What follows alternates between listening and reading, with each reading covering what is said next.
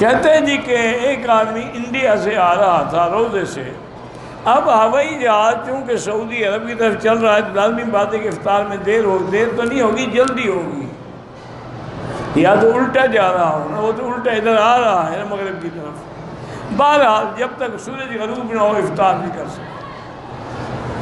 یہ بڑی بے وقوفی ہوتی ہے ایئر لائن والوں کی۔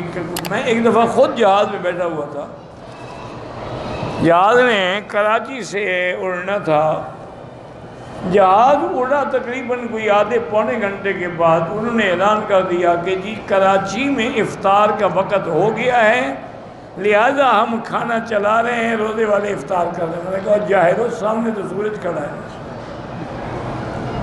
خدا کا خوف کرو، سورج نظر آ رہا ہے، جہاں جا رہے ہو وہاں کے وقت کا حکم ہوگا، نہ کہ کراچی کا حکم ہوگا۔ پھر مان لی بات انہوں نے، لیکن بڑی مشکل سے۔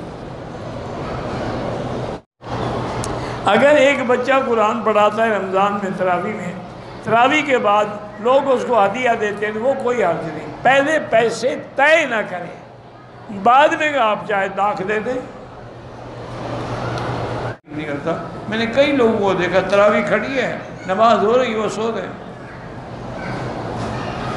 کسی نے کہہ بھی دیا تو کہ جی ہم مسافر ہیں، مسافر کے لیے تو فرض نماز میں بھی قصر ہے۔ اللہ کے بندے، مسافر ہونے پر ہمارا عقیدہ ہے کہ مسافر کے لیے قصر ہے، مسافر کے لیے روزہ نہ رکھنے کی رعایت ہے، اس میں کوئی شک نہیں۔ لیکن آگے آپ نے نہیں پڑھا قرآن کو وَأَن تَصُومُوا خَيْرٌ لَكُمْ، اگر روزہ رکھو تمہارے لیے بہتر ہے۔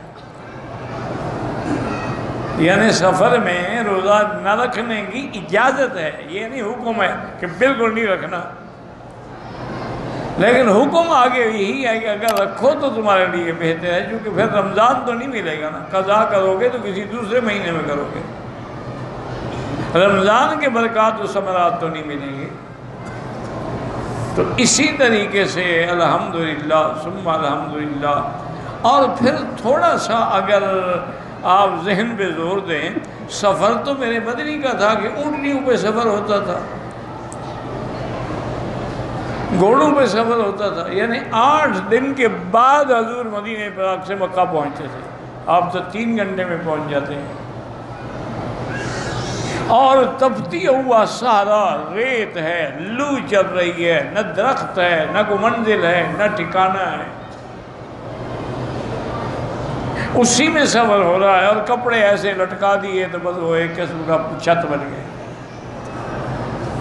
اس نے کتنا دھوپ روکنی ہوگی آپ کے لیے کیا، آپ تو جی ایئر کنڈیشن ہوائی جہاز میں بیٹھتے ہیں، ماشاءاللہ ایئر کنڈیشن بسوں میں تشریف لاتے ہیں، ایئر کنڈیشن ہوٹلوں میں قیام فرماتے ہیں، اور جناب 5 سٹار ڈشز جو ہیں وہ تناول فرماتے ہیں۔ آپ کا کیا سفر ہے؟ پھر بھی کہیں کہ جی نہیں ہم تھک گئے تھے اس لیے عمرہ نہیں کر سکے، انا للہ و انا، یہ نہ کہو تھک گئے، یہ کہو کہ اللہ نے محروم کر۔ افطار کے وقت کھجور کے 1 دانہ کھائے یا 3 کھائے۔ اگر کوئی آدمی کسی مرض کی وجہ سے روزہ نہیں رکھ سکتا تو میرا بھائی ایک بات کو سمجھا کریں، ایک مرض ایسی ہے اس کو پتہ ہے کہ میں 2 مہینے کے بعد ٹھیک ہو جاؤں گا، تو وہ تو روزے قضا کرے گا ٹھیک ہونے کے بعد، جتنے روزے چھوڑے ہیں اتنے روزے رکھے گا۔ اگر ایک ایسی بیماری ہے کہ جس سے وہ ٹھیک نہیں ہوگا، روز بروز بیماری اور کمزوری بڑھتی جائے گی، تو اس کا فدیہ یہ ہے کہ 1 مسکین کا کھانا۔ 1 مسکین کے کھانے کا معنی یہ ہے کہ تم خود اندازہ کر لو کہ ایک دن میں تمہارے کھانے کا کتنا خرچہ ہے، دن اور رات کا کھانا جو ہے۔ فَفِدْيَتُهُ طَعَامُ مِسْكِينٍ۔ اب اگر مثلا 10 ریال ہے تو اب 10 ریال کا کھانا مسکین کو کھلا دیا کریں۔ اب روز روز کھلائیں تو مرضی ہے، یا آخر میں جا کے 300 اکٹھے دے دیں، آپ کی مرضی ہے، لیکن دینا غریبوں کو کھانے کے لیے، چونکہ قرآن میں لفظ طعام آ گیا، تو جو لفظ قرآن میں آ جائے نا پھر اس کے اندر کوئی رعایت نہیں ہو سکتی۔ اگر کوئی عورت خون بند کرنے والی گولیاں استعمال کرے تاکہ میرے روزے پورے ہو جائیں، کوئی بات نہیں، ٹھیک ہے، جائز ہے۔ حیض والی عورت جو ہے وہ روزے دار کا کھانا بنا سکتی ہے، کیوں؟ روزے دار کو کھانے بنانے میں حیض کو کیا تکلیف ہے؟ حیض ہاتھوں میں تو نہیں ہوتا، بالکل بنائے۔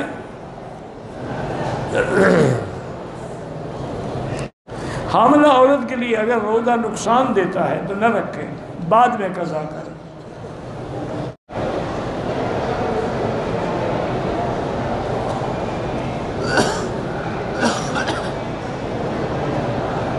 کہتے جی کہ اگر میاں بیوی ملے ہیں، اب گھر والوں اس وقت غسل کرنا ذرا سب کو پتہ لگتا، تو اگر غسل نہ کریں، ساری کر کے نیت کر لیں، کوئی بات نہیں، بعد میں غسل کر لیں، لیکن یہ تو نہیں نا کہ نماز بھی چھوڑ دیں۔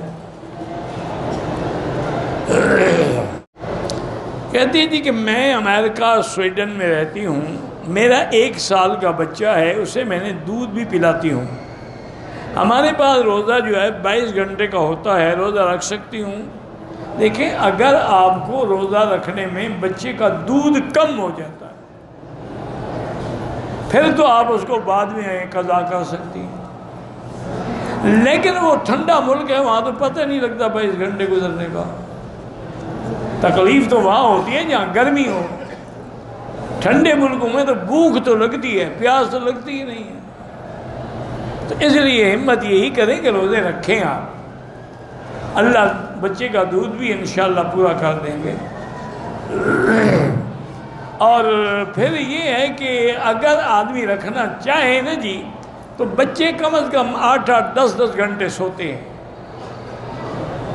تو 22 گھنٹے میں 10 گھنٹے سو گیا تو باقی تو 12 گھنٹے بچیں گے، تو روزہ رکھنے کی کوشش کریں۔ کفارہ نہیں ہے، کفارہ ان کے لیے ہے جو ایسے مریض ہیں، بوڑھے ہیں کہ کبھی روزہ رکھ ہی نہیں سکتے، تم بعد میں قضا کر لو جب بچہ بڑا ہو جائے۔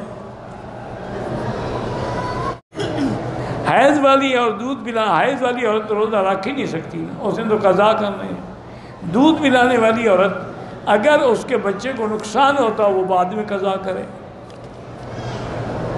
اگر کسی انسان نے روزے کی حالت میں اپنے ہاتھ سے مشت زنی کر کے مادہ نکالا، روزہ فاسد ہو گیا، گناہگار بھی ہے، توبہ بھی کرے، پھر اس کے بدلے میں 1 روزہ رکھے گا۔